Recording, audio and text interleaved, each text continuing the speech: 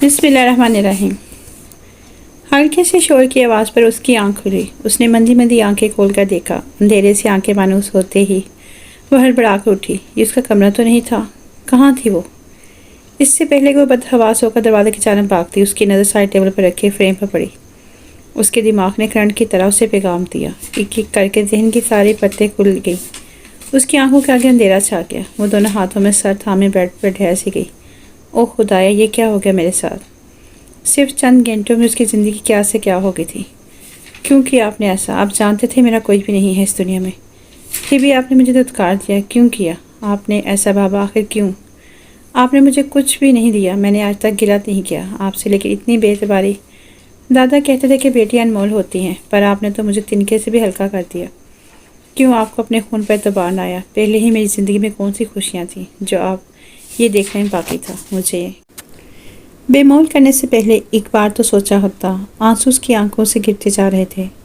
کیا سوچتے ہوں گے سر میرے بارے میں؟ یہ سوچ آتے ہی اس نے جھٹکا کھا کر ادھر دیکھا۔ پہلی بار اسے اس شخص کا خیال آیا جو دنیا اور اس کے بیچ دیوار بن کر کھڑا ہو گیا تھا۔ وہ بمشکل سہارا کر کھڑی ہوئی۔ نقاہت کی وجہ سے برا حال تھا۔ باہر آ کر اس نے اس گھر کو دیکھا جہاں وہ موجود تھی۔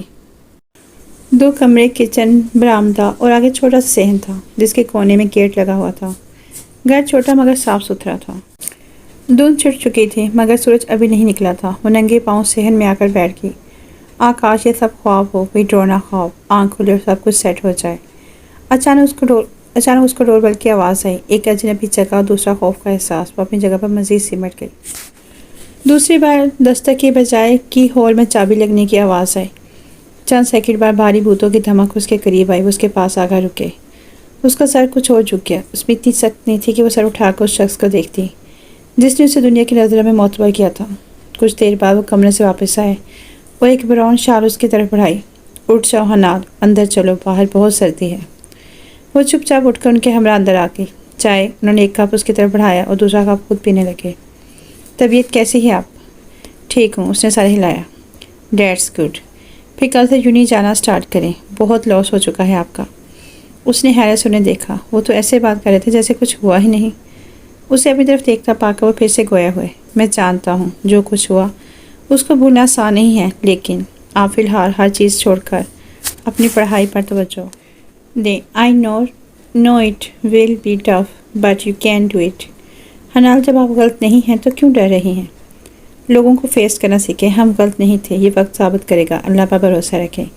نہیں، میں اب آگے نہیں پڑھوں گی، اس نے ہلکی آواز میں کہا۔ تو اس کا مطلب آپ کا ضمیر مطمئن نہیں ہے، آپ کا قصوروار ہے؟ نہیں، ہرگز نہیں۔ وہ سب الزام ہے، سازش ہے، آپ خود گواہ ہیں اس چیز کے، اس نے تڑپ کر کہا تھا۔ تو پھر بزدلوں کی طرح گھر میں چھپ کر بیٹھنے کا کیا مطلب؟ مگر سر، اپنی بک سمیٹیں، کل سے آپ یوں نہیں جائیں گی۔ یہ کہہ کر وہ کمرے سے باہر چلے گئے۔ حنال روتے ہوئے انہیں جاتا دیکھتی رہی۔ موزم اقبال اور شاہینہ بیگم کی لو میرج تھی۔ ان کا تعلق گاؤں کے متوسط ذمہ دار گھرانے سے تھا، جبکہ شاہینہ بیگم کے والد ایک انڈسٹریلسٹ تھے۔ شاہینہ ان کی یونی فیلو تھی۔ دونوں نے والدین کے خلاف جا کر کورٹ میرج کی تھی۔ موزم صاحب اس وقت پارٹ ٹائم میں اپنے ایک کزن کے ساتھ مل کر ہوٹل چلا رہے تھے۔ اوائل دنوں میں تو سب ایک خواب کی طرح لگتا، مگر جیسے ہی حنال کی پیدائش ہوئی ان دونوں میں دوریاں پیدا ہونے لگیں۔ یونی کی فیس، والدین کا خرچہ، بہنوں کی ذمہ داری اور اوپر سے اپنی فیملی کے اخراجات، موزم سب چکرا کر رہ گئے تھے۔ شاہینہ لاڈوں میں پلی پڑی تھی، کم خرچے میں گزارا نہیں کر سکتی تھی۔ آہستہ آہستہ ان میں تلخ کلامیاں شروع ہو گئی۔ اس وقت حنال 3 سال کی تھی جب ایک دن گھر میں بہت جھگڑا ہوا۔ بابا نے ممی پر ہاتھ اٹھایا۔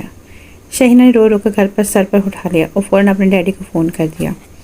وہ ان کی ایک پکار پر دوڑے چلے آئے اور شاہینہ کو ساتھ لے گئے۔ کچھ دن بعد انہیں شاہینہ کی طرف سے کھلا کا نوٹس ملا۔ وہ خود اس زندگی سے تنگ آ گئے تھے، مگر وہ خود اتنی چھوٹی سی بچی کی ذمہ داری نہیں اٹھا سکتے تھے، اور شاہینہ نے بھی ایک بار حنال کے بارے میں نہ سوچا۔ انہوں نے شاہینہ کو طلاق دے دی اور حنال کو لے کر گاؤں چلے آئے، جہاں ان کے ماں باپ اور 3 چھوٹی بہنیں تھیں۔ اماں کو انہوں نے سب کچھ بتا دیا۔ آئے ہائے، میں کہتی ہوں اس منحوس ماری کو بھی اس کی ماں کے پاس چھوڑا۔ یہ عذاب ہمارے سر پہ کیوں تھوپ رہے ہو؟ جیسی ماں ویسی بیٹی۔ اماں نے ان کی زبانی ساری کہانی سنتے ہی سر پکڑ لیا۔ انہوں نے بے بس نظروں سے باپ کی طرف دیکھا جو حنال کو گود میں لیے بیٹھے تھے۔ ابا نے انہیں آنکھوں ہی آنکھوں میں تسلی دی۔ اب چپ ہی کر جاؤ، کیا بگاڑ لے گی ایک بچی تمہارا؟ اس کو آخر کیوں سزا ملے؟ خون ہے یہ میرا، تم نہ پالنا، میں خود پال لوں گا اسے۔ ان کی گرج سر آواز نے آمنہ بیگم اور بیٹیوں کو چپ کر جانے پر مجبور کر دیا۔ معظم اسے باپ کے سپرد کر کے واپس چلے آئے گئے۔ دادی اور پھپھوں کی لان تان کے باوجود جب تک دادا زندہ تھے اس کی زندگی میں سکون تھا۔ دادا نے ہی اس کا ایڈمیشن کروایا، دادی کا بس چلتا تو اسے زندہ دفن کر دیتی۔ سارا دن وہ اسے گھر کے کام کرواتی۔ یہی وجہ تھی کہ میٹرک کرنے سے پہلے ہی اس نے سارا کچن سنبھال لیا۔ ان گزرے 15 سالوں میں معظم صرف 15 بار ہی گاؤں آئے تھے، لیکن اسے بلانا تو دور، وہ اس کی طرف دیکھتے بھی نہیں تھے کہ وہ ہو بہو اپنی ماں جیسی تھی، اتنی ہی خوبصورت۔ اسے دیکھتے انہیں شہینہ یاد آ جاتی۔ دادا سے ہی اسے پتہ چلتا کہ بابا نے اپنے ہوٹل بنا لیا ہے اور انہوں نے اپنی دوست کی بہن سے شادی کر لی ہے، اور یہ کہ اس کے اور بھی بہن بھائی ہیں۔ وہ سب خاموشی سے سنتی رہتی تھی۔ اس دن اس کا FSC کا رزلٹ تھا۔ دادا بہت خوش تھے، انہیں یقین تھا وہ ہمیشہ کی طرح اس بار بھی کامیاب ہوگی، لیکن وقت نے انہیں مہلت ہی نہ دی۔ سیڑھیوں سے اترتے وقت ان کا پاؤں سلپ ہوا اور وہ سیدھا نیچے جا گرے۔ پھر حنال کی چیخیں اور بیٹیوں کی سسکیاں، کوئی بھی انہیں واپس نہ لا سکے۔ اس روز پہلی بار معظم صاحب حنال کو گلے لگا کر بے تحاشا روئے تھے۔ ابا کی وفات کے بعد معظم چند دن رکے تھے، اس طرح انہوں نے حنال پر توجہ دی تھی۔ سارا دن ہر کسی کی ڈانٹ پھٹکار اور گالیاں سننے کے باوجود بھی وہ کولہوں کے بیل کی طرح ڈٹی رہتی۔ کچھ بھی تھا، وہ خون تھا ان کا، اس میں سب اس کا کیا قصور؟ اسے اس حالت میں دیکھ کر ان کا دل کام گیا۔ غضب تو تب ہوا جب افسوس کے لیے آئی کسی اور کے بچے نے چائے کے لوازمت کی ڈش ہاتھ مار کے الٹا دی اور بچے کا ہاتھ جل گیا۔ اس عورت نے کھڑے کھڑے حنال کے 2 تھپڑ لگا دیے۔ جہاں لڑکے، تمیز نہیں سکھائی تمہیں کسی نے؟ وہ الٹا حنال پر برس پڑے۔ معظم کا خون کھول گیا۔ آپ کی ہمت کیسے ہوئی میرے گھر میں کھڑے ہو کر میری بیٹی پر ہاتھ اٹھانے کی؟ معظم طیش میں آتے ہی اس عورت کے سامنے آئے۔ وہ گڑبڑا کر وضاحت دینے لگی، اگر آپ میں تھوڑی سی بھی عزت ہے تو نکل جائے میرے گھر سے، اور خبردار دوبارہ یہاں آنے کی کوشش بھی کی تو۔ اے لو میاں، میں نے تو 2 ہاتھ لگا دیے، تمہاری جان نکلنے لگی۔ 18 سالوں سے تمہیں بیٹی کا خیال نہیں آیا کہ وہ مر گئی ہے یا جی رہی ہے؟ ویسے ماں تمہاری نے اسے زندہ رہنے کے قابل تو چھوڑا نہیں۔ ارے بھاڑ میں جاؤ تم سب، مجھے کیا؟ اس عورت نے بھی حساب برابر کر دیا۔ معظم پاگل ہو گئے ہو کیا؟ گھر آئے مہمانوں کے ساتھ یہ سلوک کیا جاتا ہے کیا؟ اماں بپر کا سامنے آئی۔ اے بس بس بہن، رہنے دو، بڑے دیکھے تم جیسے۔ میں نے بڑبڑاتی ہوئی چلی گئی۔ حنان معظم سے آواز دی، جی بابا، تیار ہو جاؤ بیٹا، آپ میرے ساتھ چلو گی۔ کہاں؟ جواب حنال کی بجائے اماں کی طرف سے آیا۔ لاہور، انہوں نے سپاٹ لہجے میں کہا۔ ارے تو خود جاؤ نا، اس کو کیوں لے کر جا رہے ہو؟ اماں، میں اسے یہاں مرنے کے لیے نہیں چھوڑ سکتا۔ اس کی ذمہ داری ابا نے لی تھی، جب ابا ہی نہیں رہے تو میں اسے واپس لے جاؤں گا۔ ویسے بھی اس نے 12 پاس کر لی ہے، اب آگے تو یہاں کوئی کالج نہیں ہے، ظاہر ہے پھر بھی لاہور میں ہی پڑھے گی۔ انہوں نے تحمل سے جواب دیا، تو کیا ضرورت ہے اس کو اتنا سر چڑھانے کی؟ پڑھ لکھ کر دماغ ہی خراب کرنا ہے اس نے، ماں کی طرح۔ اب 2 بال پڑھا کر رخصت کرا دو اس کو۔ اماں کیسی باتیں کر رہی ہیں آپ، ابھی بہت چھوٹی ہے یہ۔ حنال، آپ اب تک یہیں کھڑی ہیں، جائیے جا کر سامان پیک کریے۔ انہوں نے اماں سے نظر ہٹا کر حنال کو دیکھا۔ گھر سے جاتے وقت بھی دادی نے اسے لان تان نہیں کی۔ سارا راستہ وہ اور بابا اپنی سوچوں میں غلطاں رہے۔ گھر پہنچ کر جب وہ علینا بیگم معظم کی دوسری بیوی سے ملنے لگی تو ان کی سخت نظر نے اسے آگے بڑھنے روک دیا۔ ملازمہ، اس کا بیگ اس کے کمرے میں چھوڑا۔